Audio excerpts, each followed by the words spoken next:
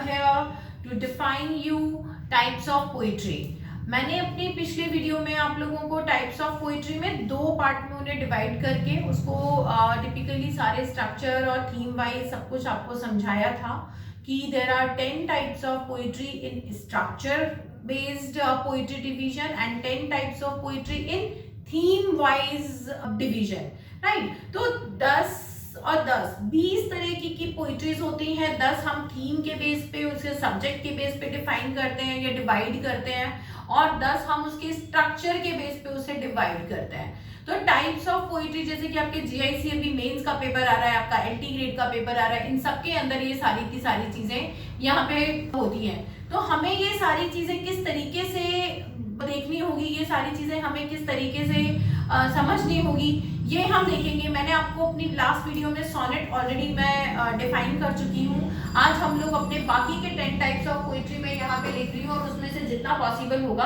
आपको इस वीडियो में मैं आगे डिफाइन करूंगी। तो let me write down the types of poetry structure based, ठीक है। टाइप्स ऑफ पोइट्री में हम अपना फर्स्ट ले रहे हैं आज स्ट्रक्चर बेस्ड, जो हमने 10 टाइप्स ऑफ पोइट्री लिखी थी, मैं आपको आज उसे डिफाइन करूंगी पहले। सो फर्स्ट सोनेट, ऑलरेडी मैं आपको उसका पूरा बता चुकी हूँ, और सोनेट में एक बार फिर से छोटा सा ब्रीफ कर देती हूँ कि जो सोनेट है वो हमारा 3 पार्ट में डिवाइड होगा, ठीक है। 3 पार्ट में कैसे देखेंगे? सबसे पहले इटालियन, जिसको कि हम पेट्रार्कन सोनेट भी बोलते हैं, ये यहां पर आएगा। इसका डिवीजन कैसे होता है? Octave and sestet. फिर ये दो पार्ट में डिवाइड हो जाते हैं, क्वार्ट्रेन्स एंड टर्सेट्स, ठीक है। Timing scheme A B B A B B A, tercet की सी डी सी या सी डी ई। ये हुआ आपका पेट्रार्कन सोनेट का ग्रोथ। सेकंड आ जाता है आपका इंग्लिश सोनेट। इसको 2 पार्ट में लेते हैं दोबारा से। इसका डिवीजन होगा बिल्कुल सिंप्लीफाइड वे में, बहुत जल्दी से इसको समाप्त कर रही हूँ क्योंकि आपने लास्ट वीडियो में इसको देखा था। दैट इज इंग्लिश सोनेट को हम लोग यहाँ पे 2 पार्ट में लेते हैं, Spencerian and Shakespearean.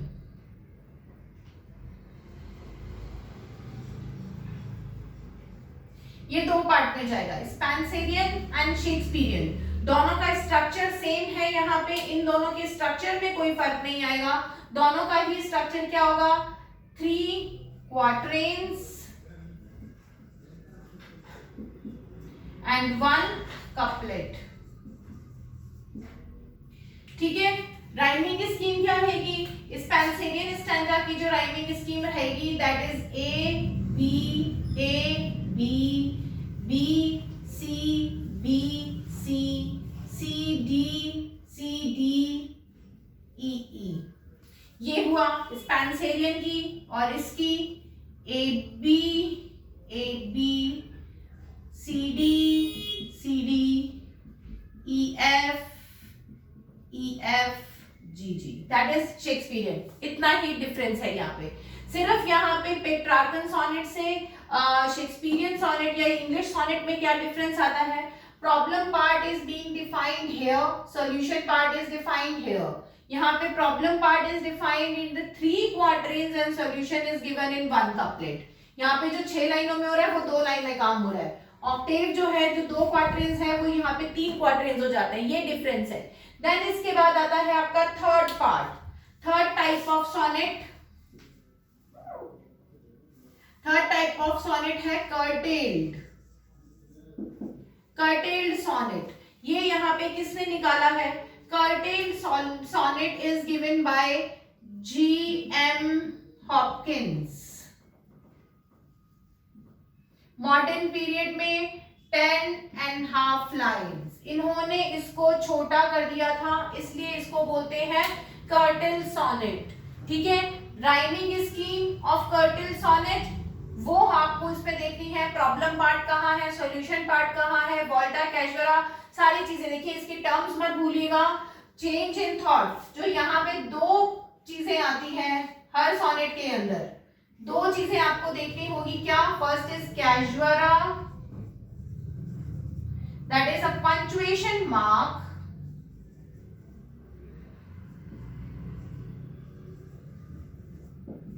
punctuation mark denoted pause, which shows a pause in the poetry. और दूसरा क्या है? वोल्टा। वोल्टा क्या है? Change in thought.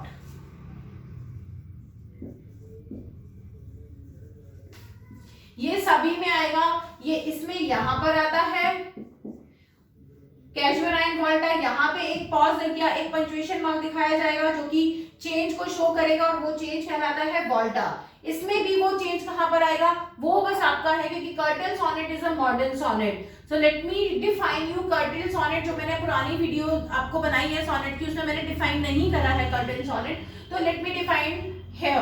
Curtail sonnet जो कि जेएम हॉपकिंस 10.5 लाइन का होता है, इसके अंदर जो आपकी राइमिंग स्कीम रहेगी, और कैजुअरा एंड वोल्टा कहां पर आएगा, इसमें कैजुअरा और वोल्टा, सबसे पहले जो वोल्टा है टर्न इन थॉट, वो इसी के अंदर 8 लाइंस के बाद ही दिखाया जाता है। That is divided into basically in two part. First is sestet, 6 line, इसकी राइमिंग स्कीम रहती है ABC ABC। Then another is basically 4.5 line, that is quartet and half line रहती है, या फिर हम इसे पैंडेट भी बोल सकते हैं। Pendant that is of 5 line, DCBCD, DCBCD, ये इसका रहेगा DCBDC, DCBDC।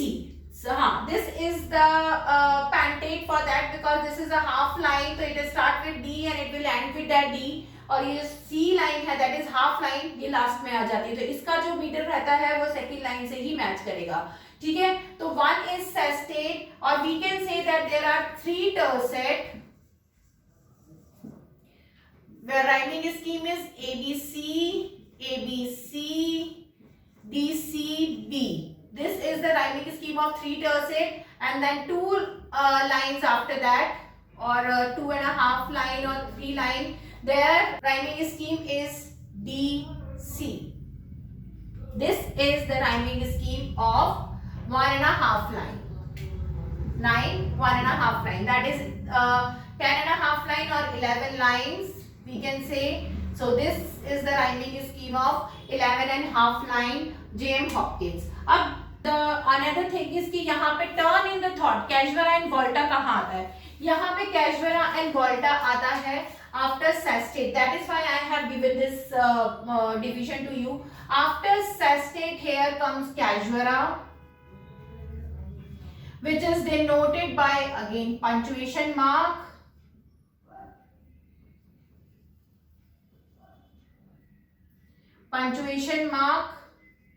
and volta.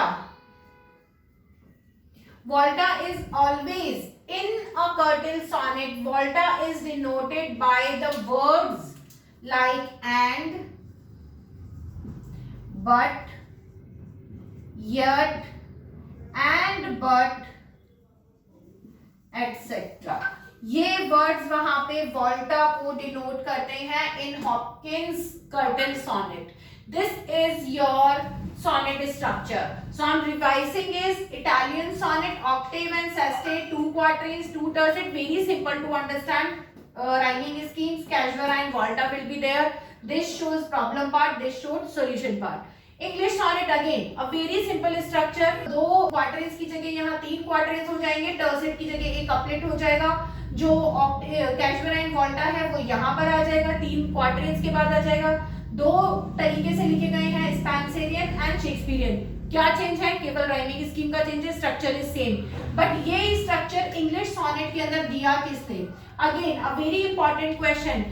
Spencer या शेक्सपियर ये चेंज नहीं लेकर आए थे. जब थॉमस यार्ड ने इसको दिया था first time in English, it was introduced by Thomas yard. It was changed by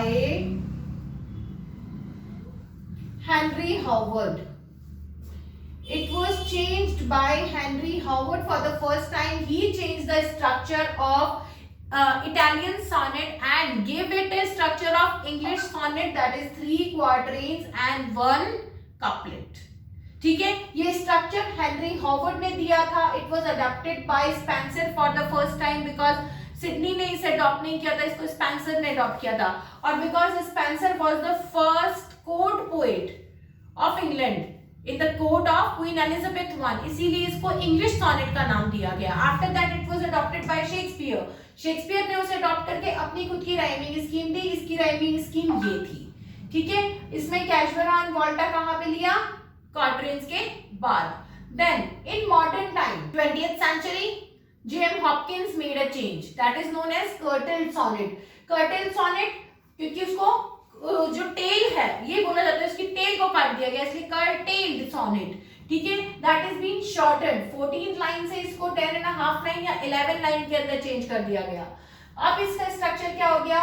एक सेस्टेट, एक पैंटेट, 11 लाइंस. ठीक है, देन उसके बाद यहाँ पे कैशबरा एंड वॉल्टा, यहाँ आएगा चेंज इन थॉट. कैशबरा को कोई पंक्चुएशन मार्क से दिखाएंगे, लेकिन वॉल्टा के लिए अलग से वर्ड्स यूज करे उसने. ये वर्ड्स वहां पर आने चाहिए. बट मतलब लेकिन, तो यहाँ पे चेंज इन थॉट शो हो रहा है. फिर इसकी राइमिंग स्कीम क्या करी? जो 2 टर्सेट या सेस्टेट है उसका एबीसी राइमिंग स्कीम रहेगा. जो पैंटेट है उसका DC. That will be the rhyming scheme of the pentate. ठीक है, this is your complete sonnet structure defined by me. The first in the structure, structural types of poetry के structure based division में first point was sonnet, which I am defining again. एक video already इसके ऊपर दे रखा है, उसमें मैंने curtailed sonnet define नहीं किया था. That is why I have defined the complete sonnet structure here again. Now my second point I am going to define here in the same video, that is ode. आपको एक ही video में मैं 2 point कर करके समझाऊंगी, so that it will be easier for you to understand. ठीक है, sonnet will be clear. Let me rub it and I am going to define ode structure to you.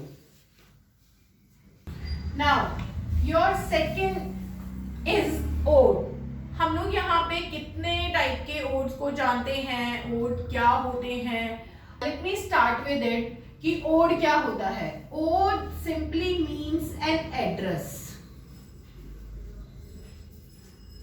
Ode simply means an address to someone who is not present here at the site, in the site of the poet or at present near to the poet. वो उस चीज को address कर रहा है जो उसके पास नहीं है, उसे सेलिब्रेट करने के लिए, उसको बेसिकली ग्लोरीफाई करने के लिए वो ओड लिखता है. अब वो चाहे जो ओड्स हैं वो किसी लिविंग बीइंग पे हो सकते हैं, नॉन लिविंग बीइंग पे हो सकते हैं, लेकिन इसमें मेन चीज क्या होती है? जिस चीज के ऊपर भी ओड्स लिखे जाते हैं उसे पर्सोनिफाई किया जाता है. Like if an example I am writing an odd on watch, तो व्हाट शुड आई से? Odd on watch. तो मैं वॉच के बारे में ऐसे लिखूंगी like she is my friend और शी इज अ पर्सन, और इट आना चाहिए ना इसके लिए, but I am using the pronoun she. It means I have personified it. जैसे ओड टू नाइटिंगेल में उसको सिंगिंग बोला है, तो singing is a attribute for human being, but उसने वहां पे क्या बोला है? सिंगिंग. तो जो एट्रीब्यूट ह्यूमन बीइंग के लिए आना चाहिए वो उसने एक बर्ड को दिया. बर्ड के लिए क्या आता है? चिर्पिंग. ठीक है, उसके लिए चिर्पिंग आता है हमेशा. Bird can chirp, bird can make sounds like crow can croak. ठीक है, तो उनके साउंड्स अपने अपने दे रखे हैं, but if it is like singing that means कि वी आर पर्सोनिफाइंग इट.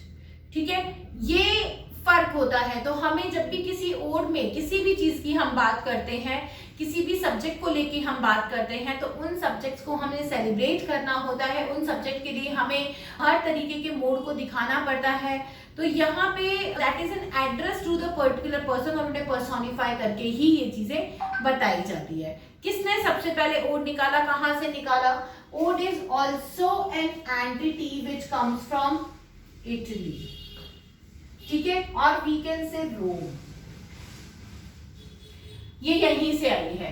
ये भी जब, हालांकि Chaucer has not put any kind of effort in introducing sonnet और ओड फॉर्म ऑफ लिटरेचर, उसने ये 2 फॉर्म हमें यहाँ पे नहीं इंट्रोड्यूस करवाए हैं, लेकिन उसने राइम रॉयल, हेरोइक कपलेट ये इंट्रोड्यूस करवाया था इंग्लिश पोइट्री में।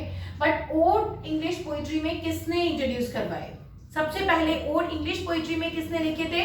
काउले, पिंडारिक ओड्स के नाम से। उससे पहले किसी ने ओड्स नहीं लिखे हैं। तो अब यहाँ पे उसने किस नाम से लिखे? पिंडारिक ओड। दैट मीन्स कि he is the first person. और पिंडार मैंने आप लोगों को हमारी यूरोपियन सीरीज के अंदर लिखवा रखा है, उसमें मैंने आपको बताया भी है कि he has written victory odes. तो विक्ट्री ओड्स के अंदर वो वहां पे जो पेलोपोनेशियन वॉर हो रही थी जिसको एथेंस ने जीत लिया था, उसकी विक्ट्री के लिए उसने क्या लिखा था? Victory ode. That is victory ode. Victory ode जो उसने लिखे थे वो उसने उस विक्ट्री को सेलिब्रेट करने के लिए लिखा था। उसने विक्ट्री को as a part of human society दिखा के उसको उसने सेलिब्रेट किया।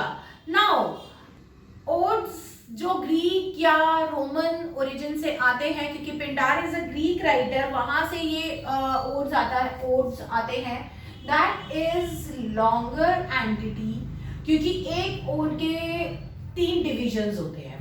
ओड को बेसिकली हम लोग जो डिवाइड वैसे ही नहीं, नॉट टाइप्स ऑफ, टाइप्स के अंदर ये 2 टाइप के अंदर जाएगा। That is first is Pindaric odes and second most important is Horatian ode. ये 2 इसके मेन इंपॉर्टेंट पार्ट हैं, Pindaric ode and Horatian ode. Now let me define you the proper structure of an ode। इसके तीनों division जो कि इन दोनों ने भी फॉलो करे हैं, ये ग्रीक राइटर है, ये रोमन राइटर है इन प्रॉपर। अब इन दोनों की क्या स्ट्रक्चर है? Pindaric ode metaphysical poet Abraham Cowley ने सबसे पहले लिखा और उसको इंग्लिश में इंट्रोड्यूस किया। होरेशियन ओड भी एक मेटाफिजिकल पोएट ने लिखा, किसने? एंड्रयू मार्वल ने। उसने होरेशियन ओड को यहाँ पे इंट्रोड्यूस किया और दोनों ही तरीके के ओड को लेटर यूज किया गया। पिंडारिक ओड बाद में थॉमस ग्रे ने लिखा और होरेशियन ओड बाद में रोमांटिक पोएट्स ने लिखा। इन दोनों ही तरीके के पोएट फॉर्म्स को सेलिब्रेट किया गया है इंग्लिश पोएट्रीज के अंदर भी। Now let me give you the structure. दोनों के ही स्ट्रक्चर सेम है, केवल दोनों की थीम्स डिफरेंट रहेगी, दोनों की राइटिंग फॉर्म डिफरेंट रहेगा। ठीक है, इन दोनों ही तरीके के ओड के अंदर स्ट्रक्चर उन्होंने सेम दिया है। 3 पार्ट इसके होते हैं। First is strophe, second is antistrophe and third part is epode. ये 3 पार्ट इसके होते हैं। ठीक है, अब इसके अंदर अगर हम देखते हैं तो स्ट्रोफे क्या होता है?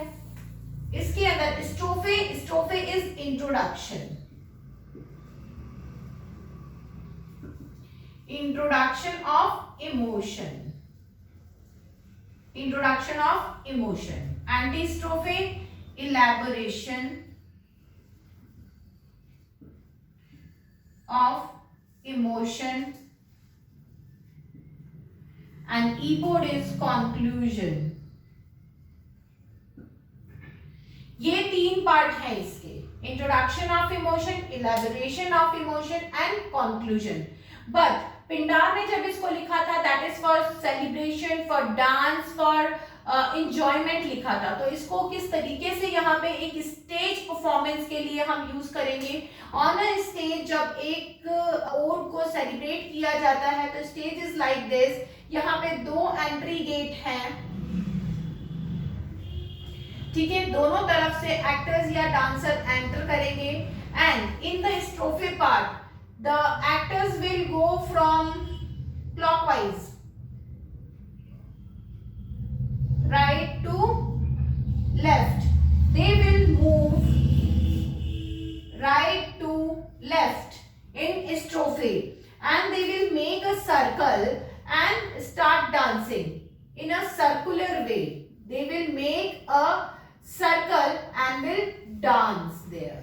That is strophe part. In antistrophe, जब स्ट्रोफे के अंदर राइटर अपना इंट्रोडक्शन ऑफ इमोशन वो किसकी बात कर रहा है वो जब बंद कर देता है तो एंटी स्ट्रोफे के अंदर इससे निकल के ये सारे dancers centre of the stage में आ जाते हैं and they will make a smaller circle of 2।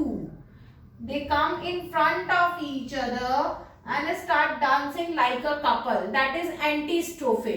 ये पैरेलली एक दूसरे के सामने आके लाइंस बना लेते हैं और उसमें डांस होते हैं, that is called, ये जो आमने सामने दो एंटिटीज में आ जाते हैं, that is called antistrophe। smaller circle, smaller two circles, that is called your antistrophe।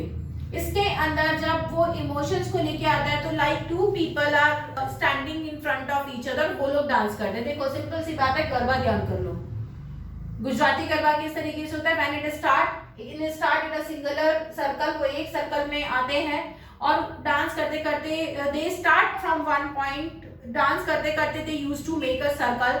Second paragraph जैसे ही आता है वो बैलेट्स के अंदर होता है, बट मैं आपको इसको ओड में समझा रही हूँ। फिर क्या होता है, जो कपल्स होते हैं वो आमने सामने आ जाते हैं, ऑब्वियसली सर्कल छोटा हो जाएगा, they used to dance in front of each other, दो एक दूसरे के सामने आके उसे डांस कर रहे हैं। लेकिन जब ईपोड आता है, कंक्लूजन आता है, फिर से दे स्टार्ट मिंगलिंग, एक के पीछे एक आता जाता है और they start making the circle in the similar way.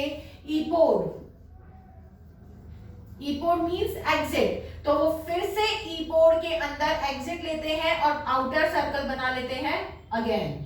But इस बार क्या होगा, ईपोड के अंदर it is left to right, जैसे जैसे इमोशन खत्म होता जाएगा, ये अपना परफॉर्मेंस करने के बाद कैसे जाएंगे, they will start moving anti clockwise. जो यहाँ के राइट थे वो लोग यहाँ से वापस अपना एग्जिट लेंगे और जो यहाँ से आए थे वो यहाँ से अपना एग्जिट लेंगे, लेफ्ट टू राइट मूव करके अपना एग्जिट लेते हैं, दैट इज कॉल्ड ईपोड। ये होरेशियन और पिंडारी कोड के डांस परफॉर्मेंस के साथ ये लोग इस तरीके से इसको परफॉर्म करते हैं, if they are dancing. And if they are not dancing तब क्या होगा, तब ये लोग किस तरीके से परफॉर्म करेंगे, देखिए स्ट्रोफे के अंदर किस तरीके से होगा।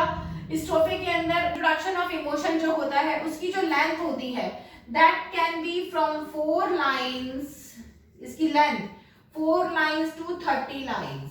अब ode can have one portion of it between 4 to 30 lines। एक पार्ट, 3 पार्ट में डिवाइड करे हैं, एक पार्ट ओड का 4 से 30 लाइनों के बीच हो सकता है। It is basically longer, it can be longer than a lyric. एक लिरिक पोयम से लंबी हो सकती है ओड पोयम, उसके अंदर सेलिब्रेशन होता है, उसके अंदर एंजॉयमेंट होता है, एक पूरे इमोशन का ओवरऑल डिस्क्रिप्शन होता है, ठीक है। ये आपका ओड डिस्क्रिप्शन है। अब मैंने आपको बताया पिंडारी कोड इंग्लिश पोइट्रीज के अंदर कहाँ पे यूज हुआ था। इंग्लिश पोइट्रीज के अंदर सबसे पहले पिंडारी कोड को यूज किया मेटाफिजिकल पोएट अब्राहम काउले ने, होरेशियन ओड को यूज किया मेटाफिजिकल पोएट एंड्रयू मार्वल ने, ठीक है। ये यहाँ से इस तरीके से आपके सामने आया है। इसके अलावा इसकी कौन सी फॉर्म होती है या इसकी राइमिंग स्कीम क्या होती है, that basically depends on writer कि इसकी राइमिंग स्कीम क्या रहेगी। बट वैसे ओड्स की कोई फिक्स राइमिंग स्कीम्स यहाँ पर आई नहीं है इंग्लिश पोइट्रीज के अंदर। पिंडार में या होरेशियंस में भी इसकी कोई फिक्स राइमिंग स्कीम्स नहीं होती है। हाँ, it's like if it is divided into 4 4 4 then A B B A B A B, इस तरीके से इसकी राइमिंग स्कीम्स रहती है, ठीक है। मेन चीज यही है कि आपको इसका कॉन्सेप्ट समझना होगा कि ये इसका बेसिक कॉन्सेप्ट है। If it is for dance ये होगा। पिंडार ने इसको इसी फॉर्म के लिए लिखा था, होरेस ने इसे इसी फॉर्म के लिए लिखा था, लेकिन Horatian odes are more about the expression of idea then to dance और सेलिब्रेट। जैसे कि ओड टू वेस्ट विंड है, उसमें कोई डांसिंग का नहीं हो सकता। ओड टू ऑटम है, उसमें डांस का नहीं हो सकता। ओड टू नाइटिंगेल है, ओड टू स्काईलार्क है, वो किसी एक पर्सन के ऊपर किसी एक एनिमल को डेडिकेट करके लिखी गई है। They are all Horatian odes. उसके अंदर डांसिंग नहीं है, उसमें सेलिब्रेशन ऑफ इमोशन है, ठीक है। That can be sum with accompaniment of any instrument, तो उसके अंदर सेलिब्रेशन ऑफ इमोशन है beside celebrating with the dance performance, ठीक है। लेकिन पिंडारिक ओड बेसिकली डांसिंग के लिए या सेलिब्रेशन के लिए होते हैं। इफ इट इज बीइंग संग ओनली, अब कोई भी गाना है अगर उसे स्टेज पे परफॉर्म करे तो जरूरी नहीं है कि उसके लिए एक्टर को डांस, जो सिंगर है उसको या उसको अपने साथ एक्टर्स लेकर आने पड़ेंगे टू डांस, वो केवल गाना गा भी तो सकता है। इसी तरीके से ओड्स होते हैं, ठीक है, कि कि वो वहां पे केवल गाए भी जा सकते हैं, और कुछ गाने केवल गाए ही जाते हैं, उनको हम डांस के थ्रू नहीं एक्सप्रेस कर सकते। तो similarly is like Horatian odds, इनमें हम एक्सप्रेशन ऑफ इमोशंस को ज्यादा इंपॉर्टेंस देते हैं बिसाइड्स डांसिंग। पिंडार ने जब विक्ट्री ओड्स लिखे थे तो उसने उसको सेलिब्रेट विद डांसिंग के लिए लिखा था, इसीलिए ये स्टेज स्ट्रक्चर वहां पे दिया हुआ है। ठीक है, दीज आर ओड्स। नाउ ये आपके पास 2 फॉर्म्स मैंने इसमें आपको समझाए हैं। इसके साथ साथ let me see what else I can take along with it. हाँ, एक की पॉइंट आप लोगों को और बता देती हूँ इसके साथ साथ, which is very important। जब भी आप कोड पढ़ेंगे अपने इंटरनेट पे, सो कॉल्ड विकिपीडिया या किसी के ऊपर भी, तो वहाँ पिंडारिक और होरेशियन ओड्स के अलावा आपको 2 टाइप्स और नजर आएंगे, जो मैं यहाँ पे बता दूं, डोरियन एंड लेस्बियन। ये दोनों ही रोमन स्टाइल ऑफ ओड्स के फॉर्म है, डोरियन और and Lesbian ode. Lesbian odes वो हैं जो कि Lesbian island, Lesbos, island of Lesbos में लिखे गए थे, एंड डोरियन ओड्स वो हैं जो कि आइलैंड ऑफ डोरिया में लिखे गए थे। उन्हें डोरियन और लेस्बियन ओड्स भी बोलते हैं। इनका थोड़ा सा स्ट्रक्चर अलग है, इनकी थीम्स अलग हैं, ये किसी को डेडिकेट नहीं किए जाते, किसी को एड्रेस नहीं किए जाते, that is just about the expression of emotion. जबकि ये दोनों ही ओड्स एक पर्टिकुलर चीज को डेडिकेट की जाते हैं। मैंने आपको होरेशियन ओड का तो बताया, स्काईलार्क, वेस्ट विंड, नाइटिंगेल, तो उनको ये डेडिकेट करते हुए, उनको एड्रेस करते हुए लिखे गए हैं। पिंडार ने विक्ट्री ओड्स लिखे हैं, तो उसमें विक्ट्री, द वॉर की जो विक्ट्री है उसको डेडिकेट करते हुए लिखा है। लेकिन लेस्बियन और डोरियन ओड जो कि रोमन आइलैंड्स के ऊपर ही लिखे थे, उसके अंदर जो सब्जेक्ट है वो कई बार सेक्सुअलिटी को भी लिया गया है और भी चीजों को लिया गया है। तो कंफ्यूज नहीं होना है, you don't have to focus on these odes, आपको केवल इन्हीं 2 ओड्स के ऊपर फोकस करना है। राइमिंग स्कीम इनकी राइटर अपने हिसाब से डिसाइड करता है। ठीक है, these are the 2 forms, 2 structure forms which I have discussed with you today. In our next video I will take another 2 forms. ठीक है, bye bye, take care.